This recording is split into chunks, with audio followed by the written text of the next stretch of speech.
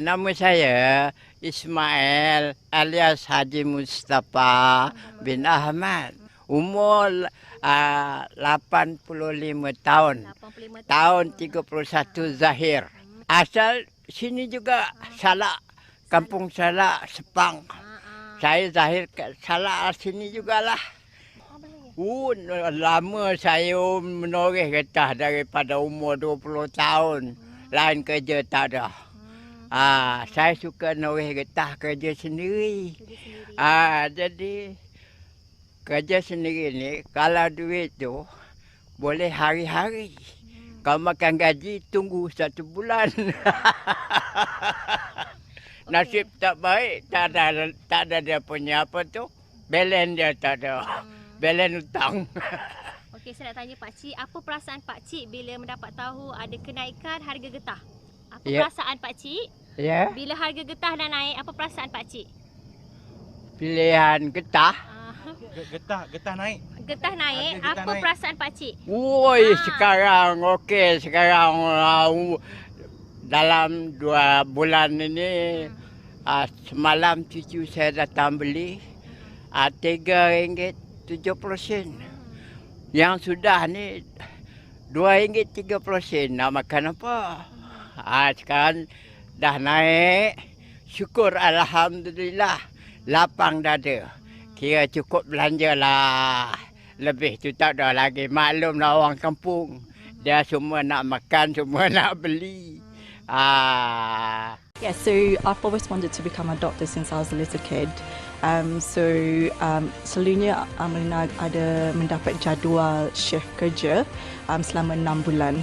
So apabila waktu kerja shift malam or shift weekends or whatever shift I have to do is based on the rota. A lot of my followers like to ask me questions about medicine and I will just answer the questions based on scientific evidence. Banyak benda yang saya buat sekarang adalah untuk memberi kesedaran kepada rakyat Malaysia dan juga mendidik rakyat Malaysia tentang fakta yang sebenar tentang perubatan berdasarkan kajian saintifik dan bukannya berdasarkan testimoni semata-mata. There might be some people who are unhappy with it, but I never mention any products specifically. I just give general comments about things based on what my followers ask me. Apa yang saya cakap bukan hanya pandangan saya semata-mata tetapi berdasarkan kajian yang dijalankan dalam bidang sains.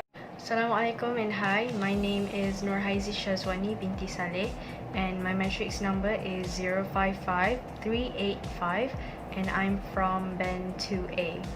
Hi everyone, my name is NURUL Atiqah binti Anwar. My matrix number is 055483.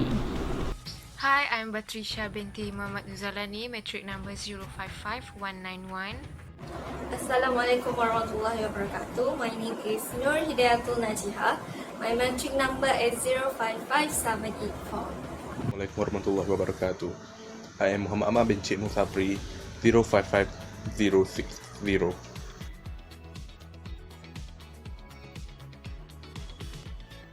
Language offers various ways on how something is uttered. We can use dialect or accent when we speaking. For example, by using the Kelantanese dialect, Kedahan dialects, British accent, American accent, or you can just use the standard language. When someone is talking, they portray their personalities and identity. For example, when we at the food store and we heard the customers behind us is talking in Kelantanese accent, Kelantanese dialect, and we can make a guess whether that person is a Kelantanese or he has a Kelantanese background. And this way of speaking differs based on the situation, status, gender, age, and many more. This is called as a linguistic variation.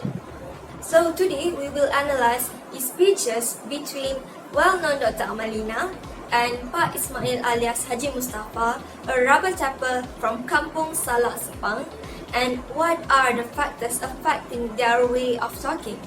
And it will be discussed by my teammate. The first factor is age. Pak Ismail is way older than Dato' Amalina. He is 85 years old, making him the silent generation. Meanwhile, Dr. Amalina is 22 years old, is a millennial. Their speech of differences can be seen through many ways. The most obvious one is their way of pronouncing words. This comparison is much more clearer when both of them talk in Bahasa Melayu. Pak Ismail tends to track his words. Oi, sekarang okey, sekarang dalam 2 bulan ini. Meanwhile, Dr. Amalina's words are much more precise. Apa yang saya cakap bukan hanya pandangan saya semata-mata tetapi berdasarkan kajian yang dijalankan dalam bidang sains. So the next social factor is gender. Based on my research, men's language can be direct, non-standard and aggressive. For instance, Pak Ismail. He answers directly on his experience of the rubber's unstable price, like whether is it high or is it low, when the interviewer asks him.